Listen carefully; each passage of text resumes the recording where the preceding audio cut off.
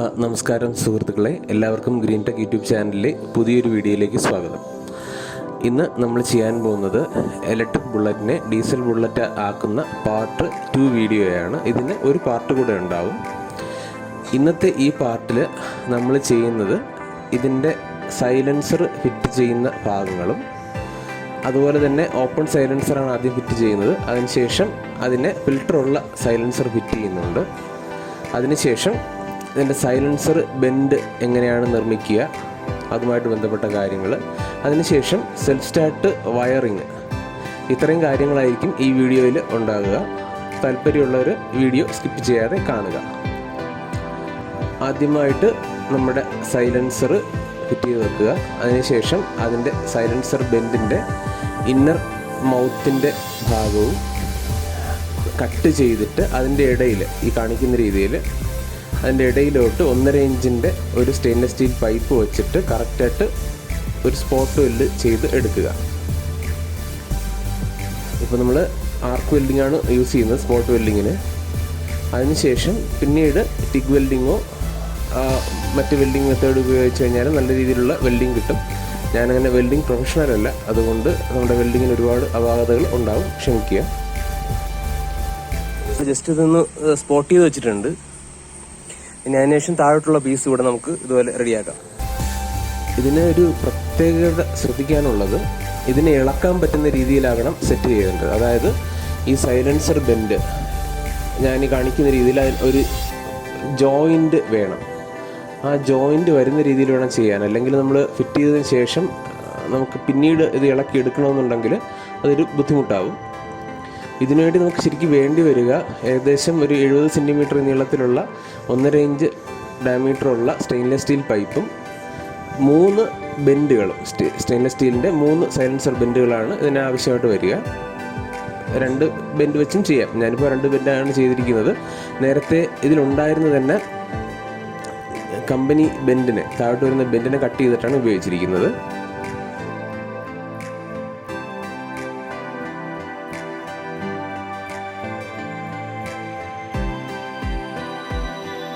നമ്മുടെ ആവശ്യത്തിന് നീളം കണക്കാക്കിയിട്ട് ഇത് കട്ട് ചെയ്തെടുക്കുക.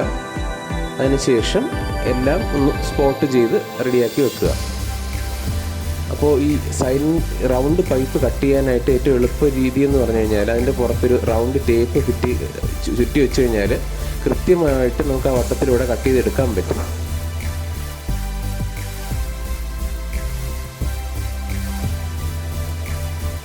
കട്ട് ചെയ്തെടുത്തു. അതിനുശേഷം കറക്റ്റായിട്ട് തിരിച്ച് ഫിറ്റ് ചെയ്യുന്ന രീതിയിൽ ഒന്ന് സ്പോട്ട് ചെയ്ത് വെക്കുക.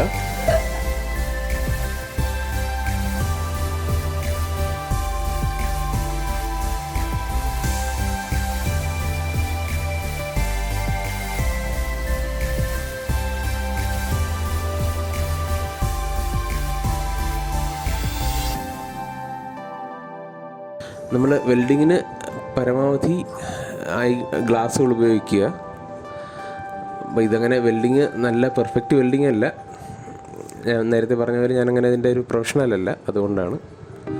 പിന്നെ നമ്മുടെ വെൽഡിങ് ഗിയേഴ്സ് തീർച്ചയായിട്ടും ഉപയോഗിക്കുക. ഗ്ലൗസും മറ്റും തീർച്ചയായിട്ടും ഉപയോഗിക്കുക. അതിനുശേഷം അതിനെ ഒന്ന് പോളിഷ് ചെയ്തെടുത്തു. ഞാൻ ആ പോളിഷ് ചെയ്യുന്ന ഭാഗം കാണിച്ചിട്ടില്ല, കാരണം വീഡിയോ ഒരുപാട് ലെങ്തി ആക്കണ്ടെന്ന് വിചാരിച്ചിട്ട് പോളിഷ് ചെയ്യുന്ന ഭാഗം കാണിച്ചിട്ടില്ല.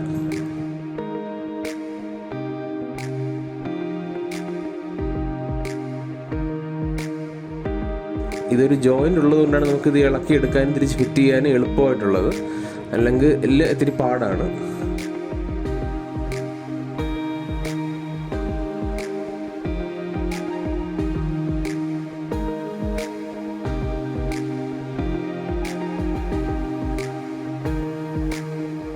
നമ്മുടെ ബാറ്ററി കണക്ട് ചെയ്യുന്നുണ്ട്. ഇത് 35 ആംപിയറിൻ്റെ ബാറ്ററിയാണ്.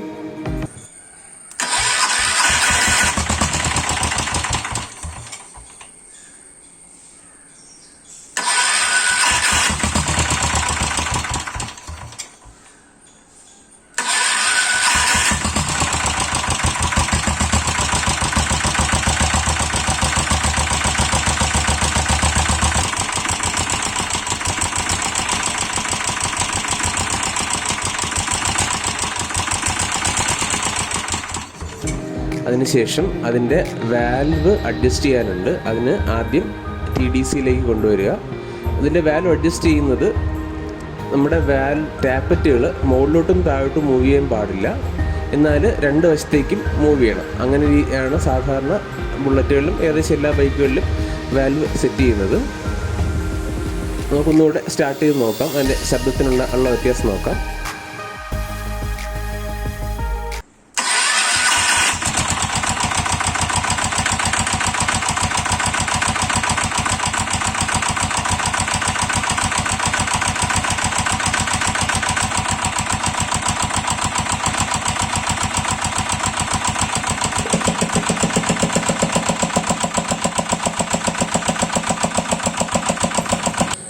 അടുത്ത ദിവസം ഞാൻ പുതിയ സൈലൻസർ വാങ്ങിയിട്ടുണ്ട്. ഇത് മെറ്റൽ ഫോൾഡിൻ്റെ സൈലൻസറാണ്.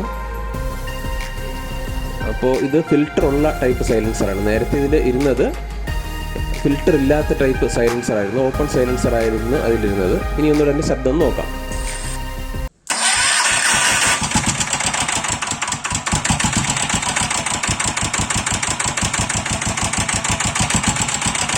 അപ്പോൾ ഫിൽറ്ററുള്ള സൈലൻസറിന് വയ്ക്കാൻ ശ്രമിക്കുക.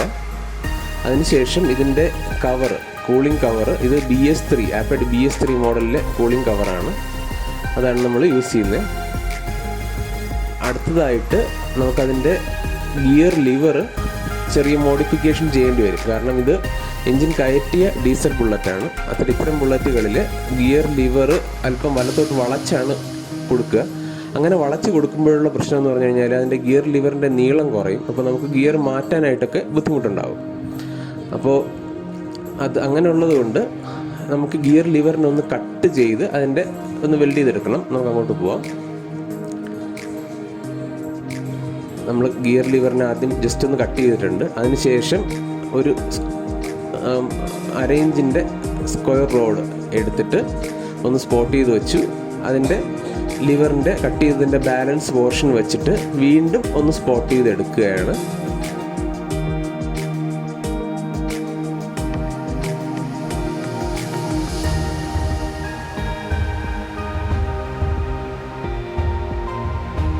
അതിനുശേഷം ഇങ്ങനെ നമ്മൾ സ്പോട്ട് ചെയ്തെടുത്ത ഇത് നല്ല രീതിയിൽ ഒന്ന് വെൽഡ് ചെയ്തെടുക്കണം. പ്രോപ്പറായിട്ട് വെൽഡ് ചെയ്തെടുത്തിട്ട് നമുക്ക് ബാക്കി ഭാഗം കട്ട് ചെയ്ത് കളയണം. എക്സ്ട്രാ ലെങ്ത് കട്ട് ചെയ്ത് കളയണം. നമ്മുടെ കമ്പനി ഡീസൽ ബുള്ളറ്റും ഇതുമായിട്ടുള്ളൊരു പ്രധാന വ്യത്യാസം ഇതാണ്. കമ്പനി ഡീസൽ ബുള്ളറ്റിന് ഇത് സ്ട്രെയിറ്റ് ആയിരിക്കും, ഗിയർ ലിവർ സ്ട്രെയിറ്റ് ആയിട്ട് തന്നെ വെച്ചിരിക്കാൻ പറ്റും. സെൻട്രൽ ബെഡ് എൻജിൻ ആണെന്ന് അതിനെ പറയുക. അല്ലാതെ പണ്ടത്തെ ഈ കൗണ്ടർ മണി ബുള്ളറ്റ്, നമ്മൾ എൻജിൻ കയറ്റിയ ബുള്ളറ്റുകൾക്ക് ഇതുപോലെ ഗിയർ ലിവർ വളച്ചാണ് ചെയ്തു വരിക. അതിനുശേഷം അതിനെ നല്ല രീതിയിൽ പോളിഷ് ചെയ്തെടുക്കുക. ബക്കിംഗ് വീലൊക്കെ ഇട്ട് ഒന്ന് പോളിഷ് ചെയ്തെടുത്താൽ ഇത്തിരി വൃത്തിയായിട്ട് കിട്ടും, ഷാർപ്പ് എൻഡുകൾ കാണത്തില്ല. അടുത്തതായിട്ട് നമ്മൾ ചെയ്യാൻ പോകുന്നത് ഇതിൻ്റെ കൂളിംഗ് കവറിൽ ഒരു പ്ലേറ്റ്, ഇതൊരു പാത്രത്തിൻ്റെ അടപ്പാണ്. അപ്പോൾ അത് വെച്ചിട്ട് ഒരു വൃത്തിക്കൊന്ന് ചെയ്തെടുക്കുകയാണ്. അല്ലെങ്കിൽ നമ്മുടെ എൻജിൻ കറങ്ങുന്നതൊക്കെ പുറത്തുനിന്ന് കാണാൻ പറ്റും.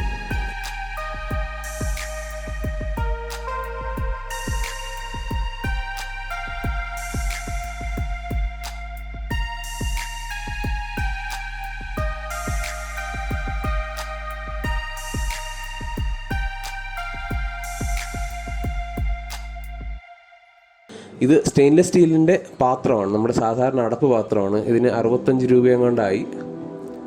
അപ്പോൾ ഇതിന് ഹോള് ഡ്രിൽ ചെയ്യുന്നതിന് സ്റ്റെയിൻലെസ് സ്റ്റീൽ ബിറ്റ് തന്നെ യൂസ് ചെയ്യണം, അല്ലെങ്കിൽ ഹോൾ ഡ്രിൽ ചെയ്യാൻ പാടാണ്. ഇതിൻ്റെ ഇടയ്ക്ക് ഗ്യാപ്പ് വരുന്ന രീതിയിൽ വേണം നമ്മളിതിനെ ഫിറ്റ് ചെയ്ത് വെക്കാൻ. ഒരു 2 നൂല് കനം ഗ്യാപ്പ് വരുന്ന രീതിയിലാണ് നമ്മളിതിനെ ടൈറ്റ് ചെയ്ത് വെക്കുന്നത്. അതിനുശേഷം നമ്മുടെ സ്പ്രേ ക്യാൻ ഉപയോഗിച്ചിട്ട് പെയിൻറ് ചെയ്യുകയാണ്.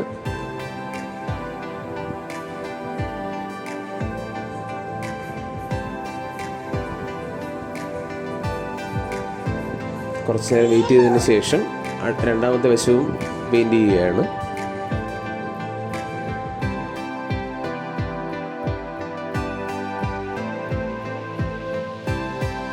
ഈ ഒരു രീതിയിലാണ് കവർ ഉണ്ടാക്കിയിരിക്കുന്നത്. ഇത് നമ്മുടെ സാധാരണ ഒരു അടപ്പ് പാത്രമാണ്. ഇതിന് 70 രൂപയാണ് ഇതിൻ്റെ വില. നമ്മുടെ പാത്രക്കടയിൽ നിന്ന് വാങ്ങിച്ചതാ. അപ്പോൾ അതിനുശേഷം ഇത് നമ്മുടെ റോയൽ എൻഫീൽഡിൻ്റെ ബാക്ക് മഡ് ഗാർഡ് സ്റ്റാൻഡേർഡിൽ ബാക്ക് മഡ് ഗാർഡിൽ വരുന്ന സ്ക്രൂസാണ്, നട്ട് ബോൾട്ടാണ് ഇതും അതിനുശേഷം നമ്മൾ അത് തിരിച്ച് ഫിറ്റ് ചെയ്യുകയാണ്. അപ്പോൾ ഞാനിതിൽ ചെയ്യാത്തൊരു കാര്യമുണ്ട്. ഈ കവറ് നല്ല രീതിയിലൊന്ന് സാൻഡ് പേപ്പർ വെച്ചിട്ടൊന്ന് ഉരച്ചിട്ട് ആയിരുന്നു പെയിൻറ് ചെയ്യേണ്ടിയിരുന്നത്. എനിക്കധികം സമയമില്ലായിരുന്നുകൊണ്ടും ഞാനങ്ങനെ ചെയ്തില്ല എന്നുള്ളതാണ്. ശരിക്കും പെയിൻറ് കൂടുതൽ കാലം നിൽക്കണമെന്നുണ്ടെങ്കിൽ ഇതിൻ്റെ പുറത്തൊരു പ്രൈമർ കോട്ടിങ്ങും അതിൻ്റെ പുറത്ത് പെയിൻറ് അടിക്കണം. ഞാനങ്ങനെ ഇത്തവണ ചെയ്തിട്ടില്ല, സമയക്കുറവ് കാരണമാണ്.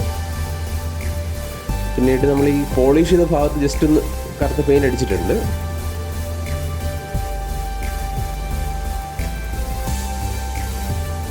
കിക്കർ വെച്ച് നമുക്ക് സ്റ്റാർട്ട് ചെയ്ത് നോക്കാം.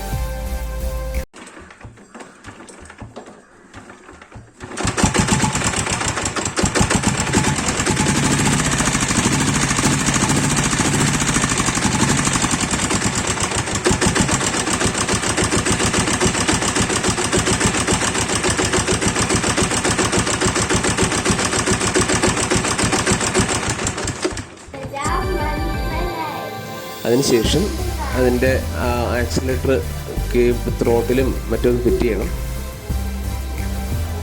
അപ്പോൾ ഇതിൽ ഉപയോഗിച്ചിരിക്കുന്നത് ഹിമാലയൻ ബൈക്കിൻ്റെ ഗ്രിപ്പുകളാണ് ഉപയോഗിച്ചിരിക്കുന്നത്. അതുപോലെ ക്ലാസിക്കിൻ്റെ സെൽഫ് സ്റ്റാർട്ട് യൂണിറ്റാണ് ഇതിൽ ഉപയോഗിച്ചിരിക്കുന്നത്. ആ കേബിളും ഹിമാലയൻ്റെ കേബിളാണ് ഇട്ടിരിക്കുന്നത്.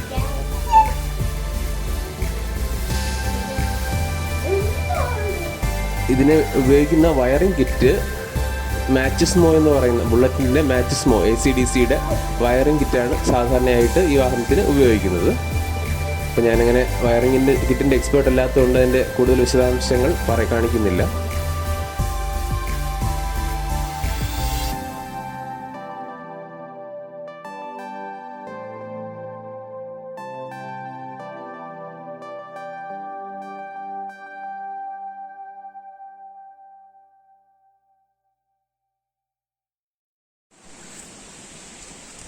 ഹലോ ഫ്രണ്ട്സ്, നമ്മുടെ ഡീസൽ ബുള്ളറ്റ് നമ്മളിപ്പോൾ സെൽഫ് സ്റ്റാർട്ട് ഫിറ്റ് ചെയ്തിട്ടുണ്ട്. അതുപോലെ അതിൻ്റെ കണക്ഷൻസ് കൊടുത്തിട്ടുണ്ട്. അപ്പോൾ നമുക്കൊന്ന് സ്റ്റാർട്ട് ചെയ്ത് നോക്കാം. സെൽഫ് സ്റ്റാർട്ടിൽ ഓൺ ചെയ്യുക.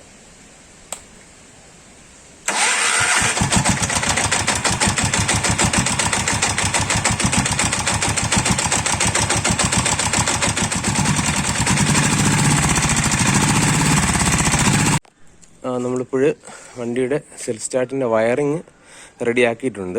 അത് ഞാൻ ജസ്റ്റ് ഒന്ന് പറഞ്ഞുതരാൻ ശ്രമിക്കാം. ഇതിൻ്റെ ഇഗ്നീഷൻ സ്വിച്ചിൻ്റെ വയറാണ്. ഇതിൻ്റെ ഇഗ്നീഷൻ സ്വിച്ചാണ്, നമ്മുടെ ഓൺ ഓഫ് സ്വിച്ചാണ്. ഈ കാണുന്ന ഓൺ ഓഫ് സ്വിച്ചാണ്. അപ്പോൾ ഇത് ഓൺ ചെയ്യുമ്പോൾ ഇതിൻ്റെ ചാവി ഓൺ ചെയ്യുമ്പോഴേക്കും ഇതിൻ്റെ ഈ ചുവപ്പും കറുപ്പും ആയിട്ടുള്ള ഈ ഒരു വയറുണ്ടല്ലോ, ഈ വയർ ചുവപ്പും കറുപ്പുമുള്ള ഈ വയറാണല്ലോ ഇവിടെ കറണ്ട് കടന്നു വരുന്നുണ്ട്.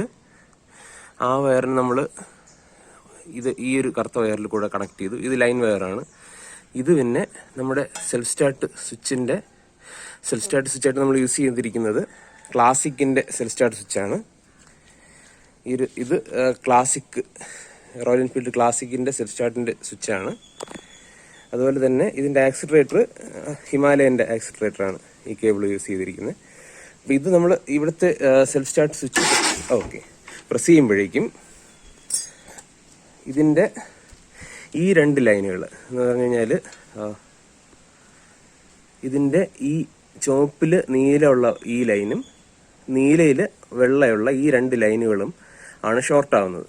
ഈ രണ്ട് സ്വിച്ചുകളും ആ രണ്ട് ലൈനുകളെയും ഇതുവഴി കണക്ട് ചെയ്തിട്ടുണ്ട്. ഒരെണ്ണം നമ്മുടെ ലൈൻ സ്വിച്ച് ഓൺ ചെയ്യുമ്പോഴേക്കുള്ള ഇഗ്നീഷൻ്റെ ഓൺ കണക്ട് ചെയ്യുന്നുണ്ട്.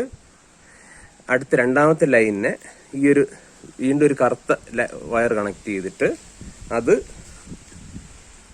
ഈ കറുത്ത ലൈനാണ് വരുന്നത്. ഈ കറുത്ത ലൈന് ഇതുവഴി വന്ന് നമ്മൾ ഈ സൈഡ് ബോക്സിനകത്ത് കൊണ്ടുപോയിട്ടുണ്ട്. ഈ സൈഡ് ബോക്സിനകത്ത് കൊണ്ടുപോയി അതിനുശേഷം നമ്മുടെ ഇവിടെ ഒരു റിലേ സ്വിച്ച് കണക്ട് ചെയ്തിട്ടുണ്ട്.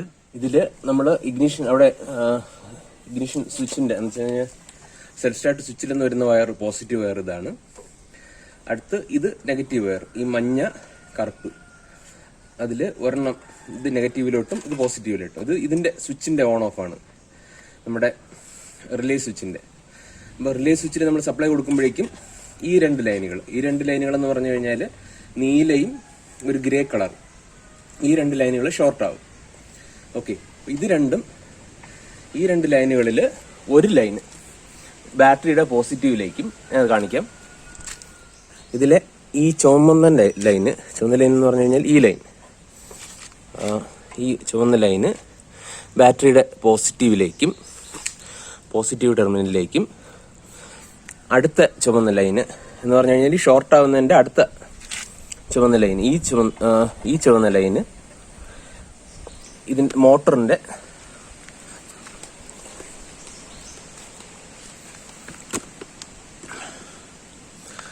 ഈ കാണുന്നതാണ്. മോട്ടറിന്റെ ചെറിയൊരു ഭാഗത്തേക്ക് കണക്ട് ചെയ്തിട്ടുണ്ട്.